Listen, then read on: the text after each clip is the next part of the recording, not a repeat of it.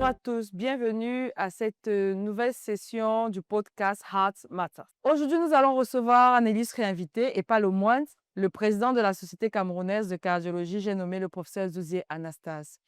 C'est un cardiologue rythmologue chevronné, un chercheur dans l'âme et qui, pour cette année, a décidé de placer avec son équipe le 15e congrès de la Société scientifique de cardiologie sous le thème de mort subite. Alors, professeur Zouzié, bonjour. Oui, bonjour Olivier. Pourquoi ce magnifique thème sur la mort subite? Alors, c'est vrai que la mort subite, qui a priori peut être vue comme étant un problème rare, est de plus en plus fréquente dans notre milieu. Et cette mort subite frappe de manière imprévue et frappe dans toutes les couches de la population, que ce soit les personnes riches et les personnes pauvres. Et elle frappe donc toutes les classes sociales. Et finalement, elle frappe au moment le plus inattendu. Et c'est devenu un réel fléau dans notre société. Et c'est pour toutes ces raisons-là que la Société camerounaise de cardiologie a décidé cette année de mettre les pleins phares sur la mort subite en essayant d'identifier déjà de manière beaucoup plus pratique le problème, d'évaluer son importance, mais surtout de pouvoir définir des mesures préventives. Alors, les échanges sont riches et on se demande, dans notre contexte, peuvent être les principales causes de mort subite?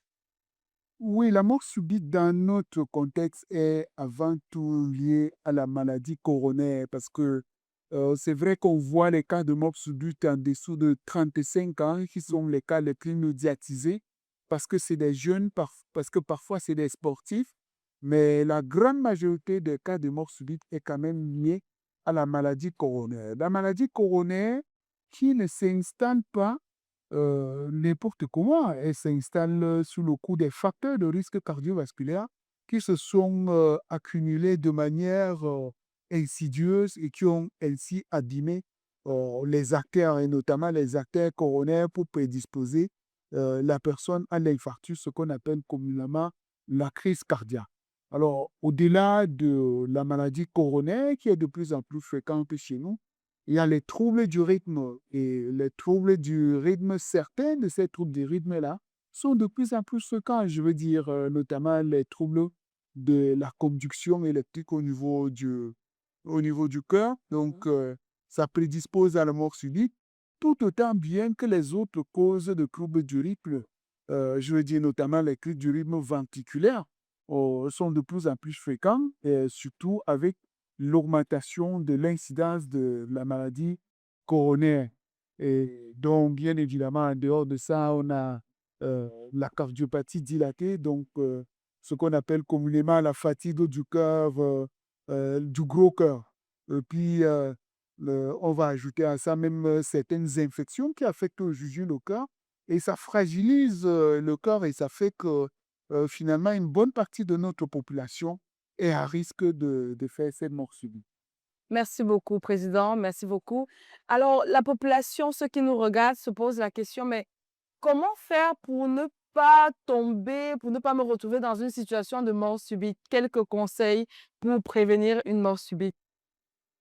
Oui, effectivement, notre message le plus important, c'est de dire la mort subite n'est pas une fatalité.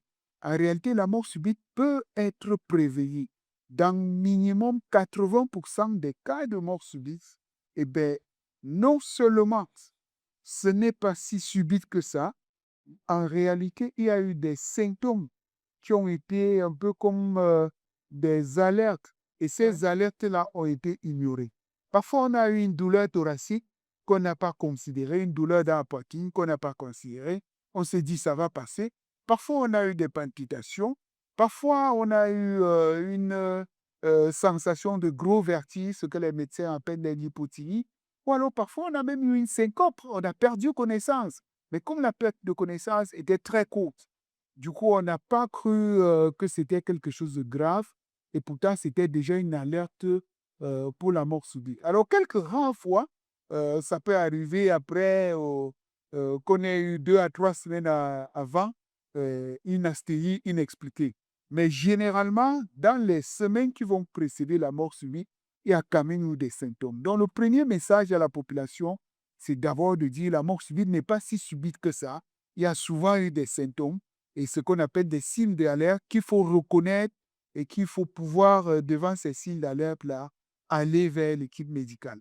Le deuxième message, c'est de dire la mort subite est toujours en rapport avec une pathologie qu'on aurait pu diagnostiquer et traiter.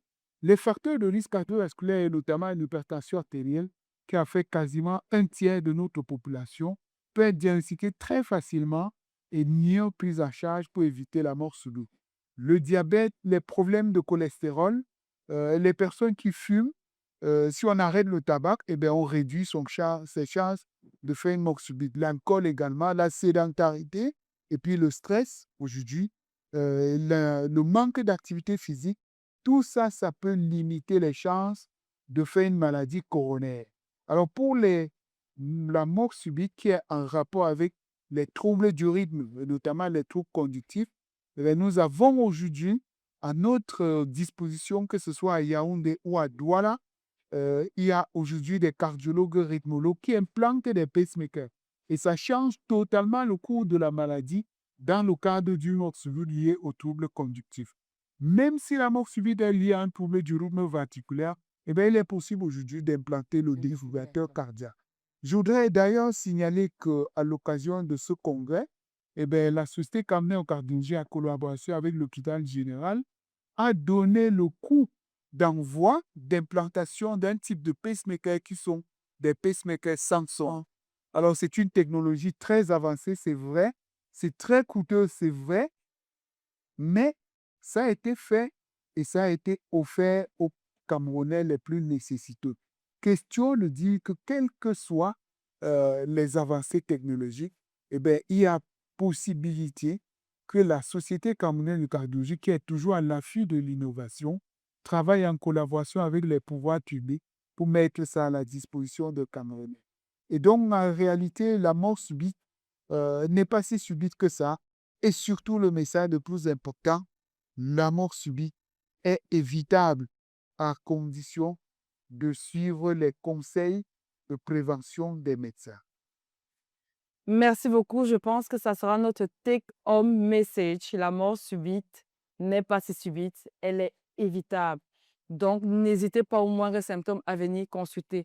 Merci beaucoup, professeur, président, et merci pour votre sagesse. Et nous espérons continuer à bénéficier de la science tout au long de ce congrès et à la prochaine fois. Merci beaucoup, docteur Antonien. Merci pour tout ce que vous faites d'ailleurs pour la Société camerounaise de cardiologie et pour les populations camerounaises en général.